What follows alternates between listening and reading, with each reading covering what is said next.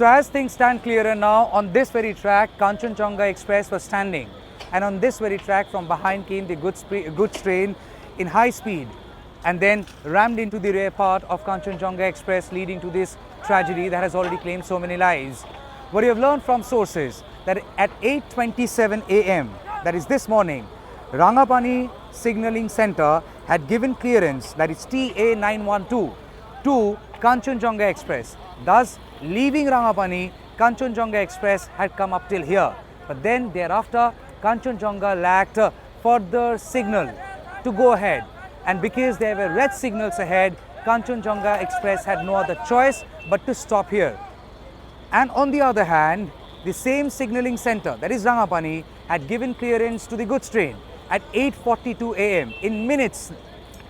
Essentially, while Rangapani had given clearance to both the trains, Kanchanjunga Express lacked clearance from the signalling center ahead, which either means Rangapani had failed to communicate that it has given go-ahead to Kanchanjunga to the signalling center ahead, or there had been massive miscommunication.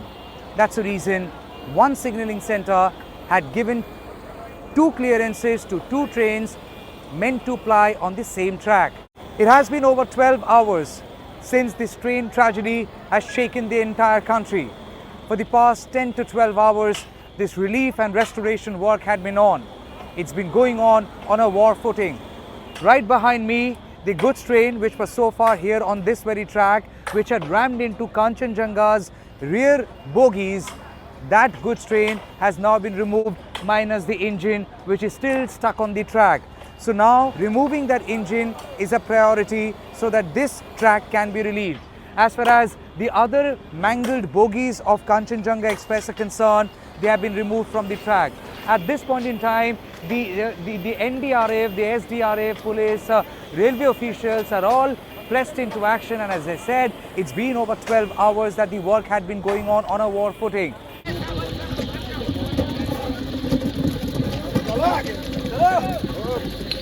The night has fallen, but at the same time, these generator gas lights have illuminated the entire area. I can see engineers, technicians, railway officials have all come down. In the afternoon, we have also seen Railway Minister coming down here. West Bengal Chief Minister Mamata Banerjee, she has also come down to Siliguri, and the governor of the state have also come down. At this point in time, as you see, all these labourers are now trying to go onto the track, and they would be giving their physical labour as far as restoration work is concerned. They are the same labourers who most often than ever travel in a general compartment.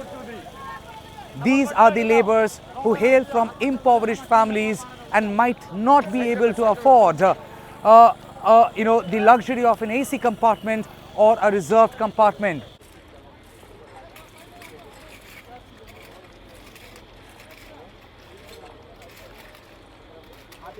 These labourers who are now engaged in this Herculean task of fixing the track, probably the tracks would be all fine by tomorrow morning.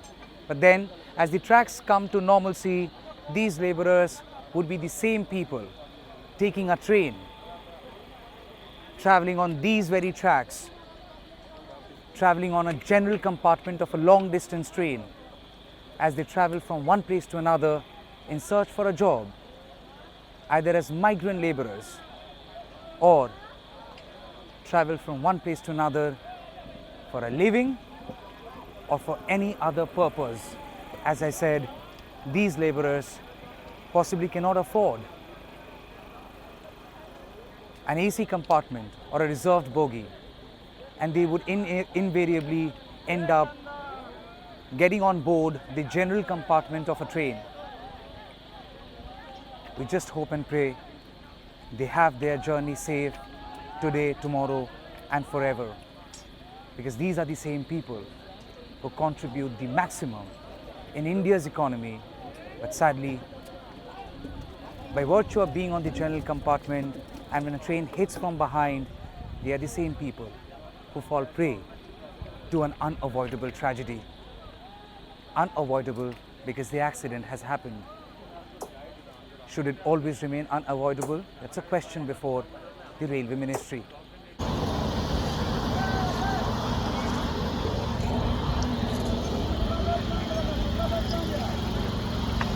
There has not been any official confirmation so far as what led to this tragedy and how come. Year after year, we are reporting on such fatal train accidents.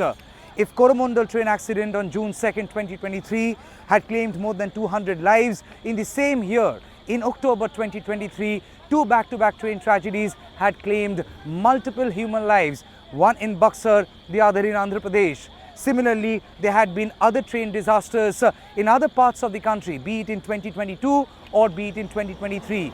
In 2023 itself, on the Bardhaman railway platform, a water tank had collapsed and fallen on passenger, again claiming human lives. And thus, multiple questions have been coming before the Railway Ministry.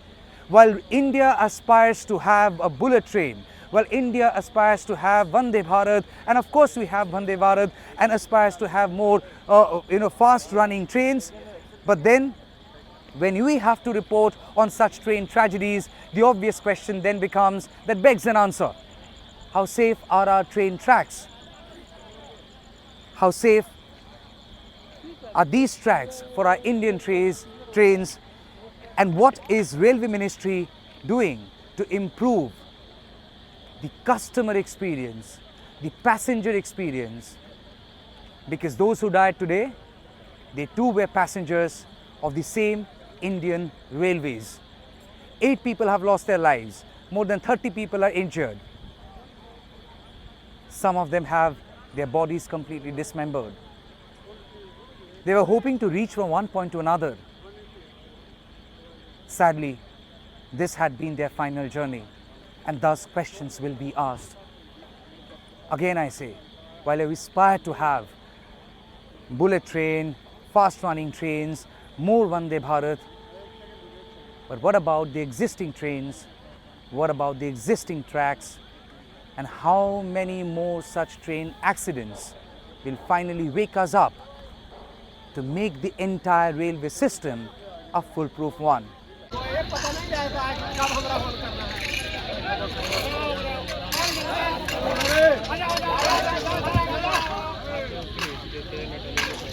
The driver of the goods train has also passed away. Well, I could hear murmurs that it was his fault. Many are saying he overshot the signal and it was his fault. But let's not ignore or discount the fact that the driver of the goods train is no more, and he is no more there for his self-defense. Thus, pinning the blame on him could be easy, but investigating the matter and bringing out truth could be much more assuring for the future. We have reported on this train tragedy, Kanchanjunga train tragedy that happened in Bengal. We have reported from the tracks that have left lives of so many families off track. We have reported from the hospital where bereaved families have come down to collect bodies of their loved ones. We have come across real heroes who have lent their helping hand in the rescue operation, and we are also reporting on the restoration and the rescue work which is still on so late in the evening, a work which is happening on war footing, and as I said, a work which is mostly carried out with the physical labor by migrant workers or daily wage earners or basic laborers. They are the same people who most often than ever travel in the general compartments, which are either at the front or at the very end. As luck had it, the general compartment of Kanchanjunga Express had been the worst affected, apart from the rear bogie, which only had supposedly one passenger. With camera person Rahul from Rangapani here in Darjeeling district, reporting from the tracks where the accident happened. This is Tamal Saha for News the Truth, NTT.